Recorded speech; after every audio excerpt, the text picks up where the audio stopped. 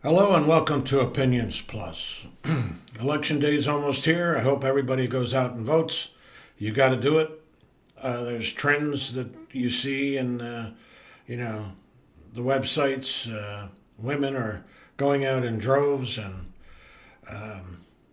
working against many oppressive philosophies that are intertwined themselves in our society today.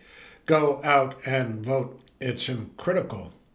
I do not support Mr. Trump at all. He's beyond support, especially that I've said it many a time. His degradation of the flag, his degradation of the soldier, minimizing,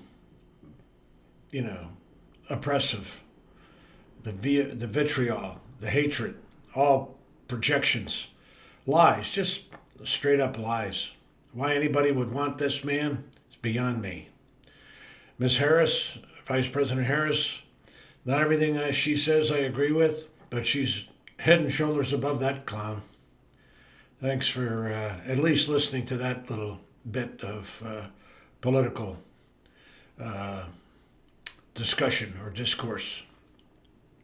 But this clip, I've heard some very serious things about how some of these people in the early voting, especially this MAGA group, becoming violent already, and their language. What is with the language? Why is it so vulgar? Why do they have to be vulgar? Is it because Trump is a vulgar entity? Do you have to mimic everything? Can't you just speak in decent terms and without, I don't know, going to the base side of your humanity? Is that all you've got? Is that all you've got? There's even reports of now physical violence, punching a election worker in Texas, and all this other stuff. And older women who supposedly should show the decorum and the understanding of how to at least act decently in public. I've gotten the MAGA bug and just are pathetic. Can you say? You're not supposed to wear political apparel when you go to vote. It's a vote.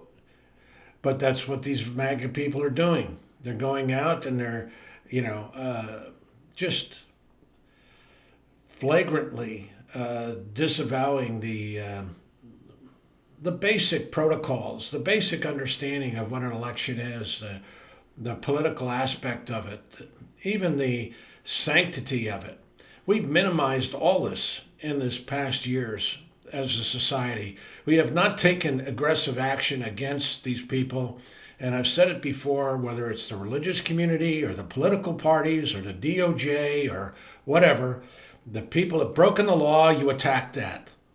You attack it. You may not agree with the law.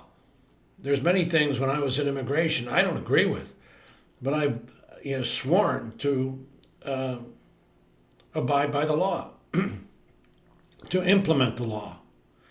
There's, when there's a moral conflict, you have to act as an individual. But most of these are not moral conflicts. Most of these are just opinions. And people are acting just terribly.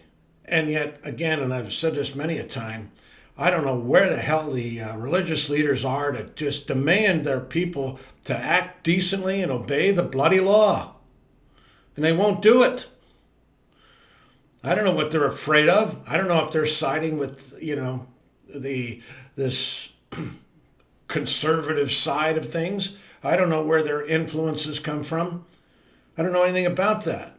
All I can see is the results of it. You have to vote. You have to go out and vote. Vote your conscience. You may love Trump. Some people love this guy. Why? I don't know. I have no idea why. He doesn't impress me at all. And now the opposing side is getting more vocal about his issues, his lack of qualification for the highest office in the land. As one comedian said, for any office in the land, dog catcher or whatever, he's not fit for that. He's a felon, number one. But, these are elected offices and they don't have the construct around it.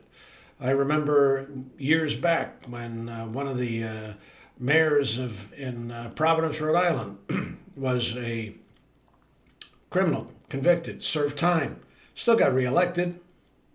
Was he a good mayor? He might have been. If I remember correctly, he did some things for the city of Providence, but how much did he line his pockets? I don't know. I'm not his brother or conspiracy compatriot there. I'm just a person who looks at the situation and sees people who are convicted of violent or nonviolent crime in his case, but then really in his case he used the state police for intimidation purposes. And they went along with it. Don't get me wrong, these people aren't stupid. They know what the hell they're getting into. Anyway, it's not a clear-cut thing. Voting is not a clear-cut thing. Character is not a clear-cut thing. Nothing in this world is clear-cut. And if you want it to be clear-cut, if you think that Trump is the son of God, then that's what you got to go with, I guess. But it isn't clear-cut.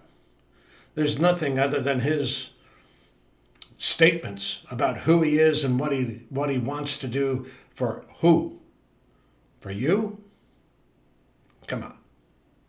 Anyway, that's my little plug for go out and vote. I wish it was I just wish it was a better atmosphere for people to really feel comfortable. Not just doing this because it's one of the most important elections of the century, which all elections are. There's the people that get up in high office, man, they're not just the sweetest, kindest things in the world. They're people who have power and they use it. Don't be naive about that. I don't care who's in the office. People use power. We have to find people as the best we can to vote for character. Character is the guide that keeps control. Otherwise, you have lost it.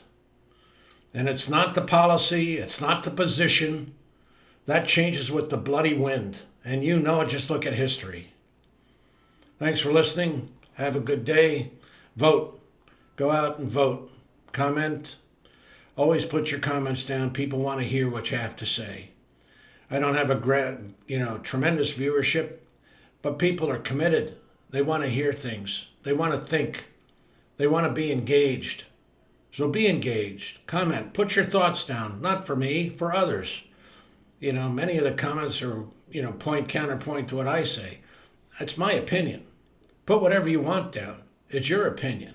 As long as it's reasonable and decent and intellectually sound, not just hatred and one-liners. Thanks for listening. Have a good day. Bye for now. Go out and vote.